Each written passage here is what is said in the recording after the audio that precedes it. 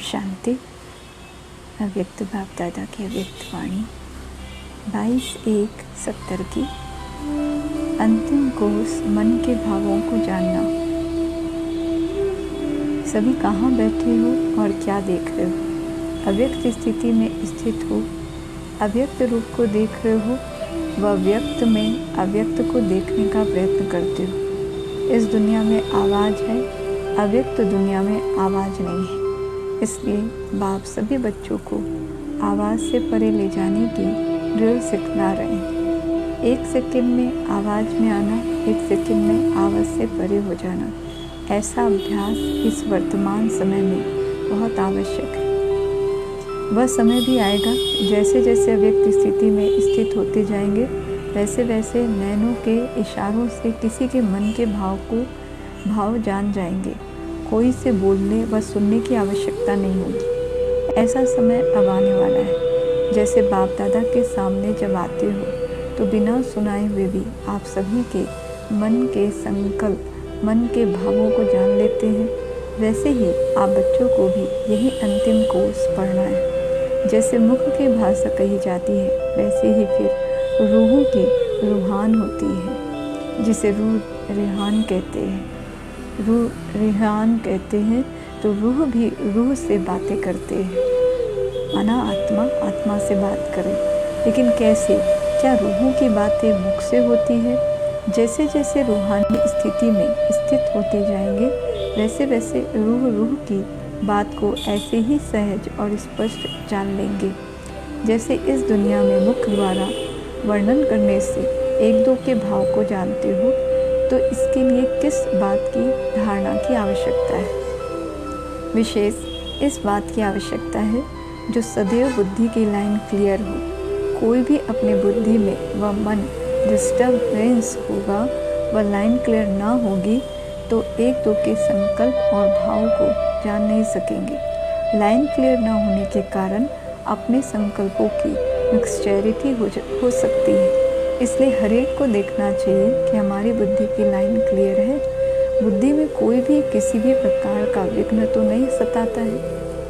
अटूट, अटल, अथक, ये तीनों ही बातें जीवन में हैं। अगर इन तीनों में से एक बात में भी कमी है तो समझना चाहिए कि बुद्धि की लाइन क्लियर नहीं है। जब बुद्धि की लाइन क्लियर हो जाएगी तो उसकी स्थिति स्मृति क्या होगी? बुद्धि की लाइन क्लियर हो जाएगी तो उसकी स्थिति स्मृति क्या होगी? जितनी जितनी बुद्धि की लाइन अर्थात पुरुषार्थ की लाइन क्लियर होगी, उतना उतना क्या स्मृति में रहेगा? कोई भी बात में उनके सामने भविष्य ऐसा ही स्पष्ट होगा जैसे वर्तमान स्पष्ट होता है। उनके लिए वर्तमान और भविष्य एक समान हो जाएंगे।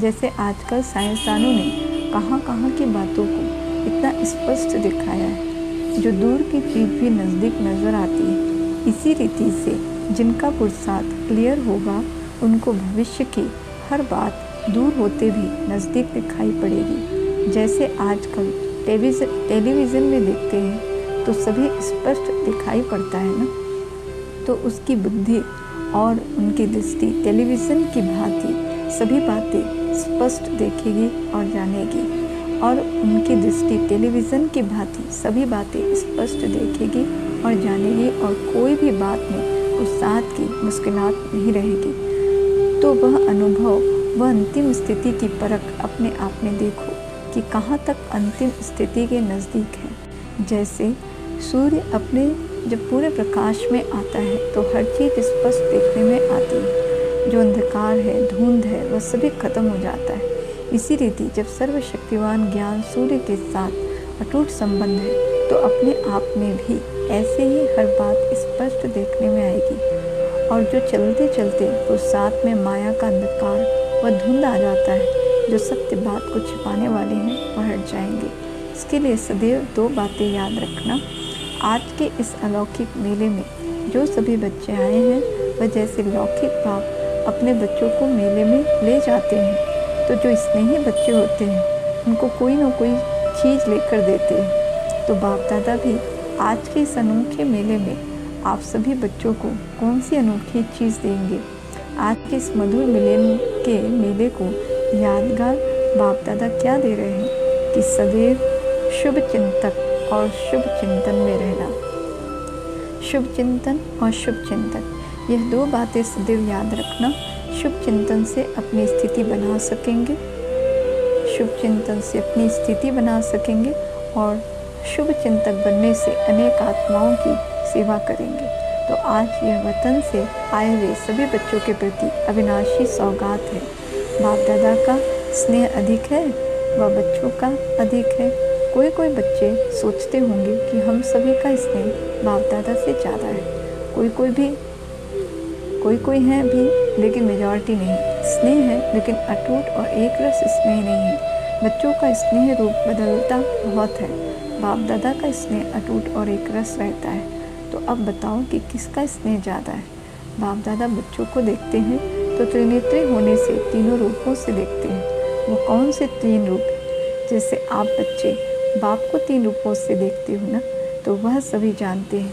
लेकिन बाप बच्चों को तीन रूप से देखते हैं। एक तो पुरुषार्थी रूप, दूसरा अब संगम का भविष्य जो फरिश्ता रूप है, और तीसरा भविष्य देवता रूप। तीनों का साक्षात्कार होता रहता है। तीनों ही रूप एक एक ऐसे ही स्पष्ट देखने में आते हैं। जैसे वर्तमान या देह का रूप इन आँखों से स्पष्ट देखने में आता है, इसी रीति दिव्य नेत्र द्वारा ये तीनों रूप स्पष्ट देखने में आते हैं। जैसे इन आँखों से देखी हुई चीज का वर्णन करना सहज होता है ना, सुनी हुई बातों का वर्णन करना कुछ मुश्किल होता है, लेकिन देखी हुई बात का वर्णन करना सहज होता है और स्पष्ट होता है। तो इन दिव्य नेत्रों व अव्यक्त नेत्रों द्वारा हर एक के तीनों रूप भी इतना ही सहज वर्णन करना होता है। वैसे ही आप सभी को भी एक दो के ये तीनों रूप देखने में आएंगे। अभी यथा योग्य यथाशक्ति है, लेकिन कुछ समय बाद यह यथाशक्ति शब्द भी खत्म हो जाएगा और हर एक अपने अपने नंबर प्रमाण संपूर्णता को प्राप्त हो जाएंगे। तो बाप दादा आप सभी के संपूर्ण मुखड़े देखते हैं। संपूर्णता नंबरवार होगी। माला के 108 मड़के जो हैं, तो नंबरवार मड़का और 108वां मड़का दोनों को संपूर्ण कहेंगे कि नहीं? विजय रतन कहेंगे। विजय रतन अर्थात अपने नंबर प्रमाण संपूर्णता को प्राप्त हो। उसके लिए सारे ड्रामा के अंदर वही संपूर्णता की फर्स्ट स्टेज है। जैसे सतयुग में विश्व महाराजन तो 8वां भी कहलाएगा, लेकिन फर्स्ट विश्व महाराजन की सृष्टि के संपूर्ण सुख और 8वें के संपूर्णता के सुख में अंतर होगा ना। वैसे ही यहाँ भी हर एक अपने अपने नंबर प्रमाण संपूर्णता को प्राप्त हो रहे हैं। इसलिए बाप दादा संपूर्ण स्टेज को देखते रहते और वर्तमान समय के पुरुषार्थ को देखते रहते, क्या है और क्या बनने वाले हैं। आपने पूछा ना कि वतन में क्या बैठ करते हो, यही देखते रहते हैं और अव्यक्त सहयोग देने की सर्विस करते हैं। सभी समझते हैं कि बाप दादा वतन में पता नहीं क्या बैठ करते होंगे, लेकिन सर्विस की स्पीड साकार वतन से वहाँ तेज है, क्योंकि यहाँ तो साकार तन का भी हिसाब साथ था। अब तो इस बंधन से भी मुक्त है। अपने प्रति नहीं है, सर्व आत्माओं के प्रति है। जैसे इस शरीर को छोड़ना और शरीर को लेना यह अनुभव सभी को है, वैसे ही जब चाहो तब शरीर का भान बिल्कुल छोड़कर अशरीरी बन जाना और जब चाहो तब शरीर आधार लेकर कर्म करना, यह अनुभव है। इस अनुभव को बढ़ाना है। बिल्कुल ऐसे ही अनुभव होगा जैसे कि स्थूल चोला अलग है, चोले को धारण करने वाली आत्मा अलग है। यह अनुभव अब ज़्यादा होना चाहिए। सदैव यही याद रखो कि अब गए कि अब गए। सिर्फ सर्विस के निमित्त शरीर का आधार लिया हुआ है, लेकिन जैसे ही सर्विस समाप्त हो वैसे ही अपने को एकदम हल्का कर सकते हैं। जैसे आप लोग कहाँ भी ड्यूटी पर जाते हो और फिर वापस घर आते हो तो अपने को हल्का समझते हो ना। ड्यूटी की ड्रेस बदलकर घर की ड्रेस पहन लेते हो, वैसे ही सर्विस प्रति यह शरीर रूपी वस्त्र का आधार लिया, फिर सर्विस समाप्त हुई और इन वस्त्रों के बोझ से हल्के और न्यारे हो जाने का प्रयत्न करो। 1 सेकंड में चोले से अलग कौन हो सकेंगे? अगर टाइटनेस होगी तो अलग हो नहीं सकेंगे। कोई भी चीज़ अगर चिपकी हुई होती है तो उनको खोलना मुश्किल होता है, हल्के होने से सहज ही अलग हो जाता है। वैसे ही अगर अपने संस्कारों में कोई भी ईजीपन नहीं होगा तो फिर अशरीरीपन का अनुभव कर नहीं सकेंगे। सुनाया था ना कि कि क्या बनना है। ईजी और अलर्ट ऐसे रहने वाले ही इस अभ्यास में रह सकेंगे। बाप दादा बच्चों को कोई नया नहीं देख रहे हैं, क्योंकि जबकि तीनों ही कालों को जानते हैं तो नया कैसे कहेंगे। इसलिए सभी अति पुराने हैं। कितने पुराने हैं वह हिसाब नहीं निकाल सकते, तो अपने को नया नहीं समझना अति पुराने हैं। और वही पुराने अब फिर से अपना हक लेने के लिए आए हैं।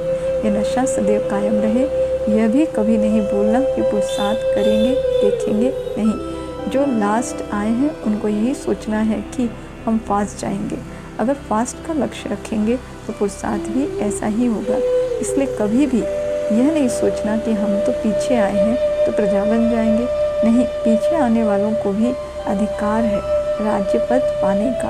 अच्छा, अव्यक्त मुलाकात भी मिलन ही है। इसलिए सभी को यही निश्चय रखना है कि हम राज्य पद लेकर ही छोड़ेंगे। हम नहीं बनेंगे तो कौन बनेंगे। कोटों में कोई कौन सी आत्मा गिनी जाती है। ऐसे कोटों में से कोई हम आत्माएं ड्रामा के अंदर है। ये अपना निश्चय नहीं भूलना। बाप दादा सभी बच्चों का भविष्य देख हर्षित होते हैं। एक एक से मिलना मन की बात तो यह है। लेकिन आप सबके समान इस व्यक्त दुनिया में बाप दादा को अभी व्यक्त दुनिया नहीं है, तो आपके दुनिया के प्रमाण समय को भी देखना पड़ता है। वतन में समय नहीं होता, घड़ी नहीं होती, लेकिन इस व्यक्त दुनिया में ये सभी बातें देखनी पड़ती हैं। वहाँ जब सूर्य चांद ही नहीं तो रात दिन किस हिसाब से हो। इसलिए समय का बंधन नहीं है।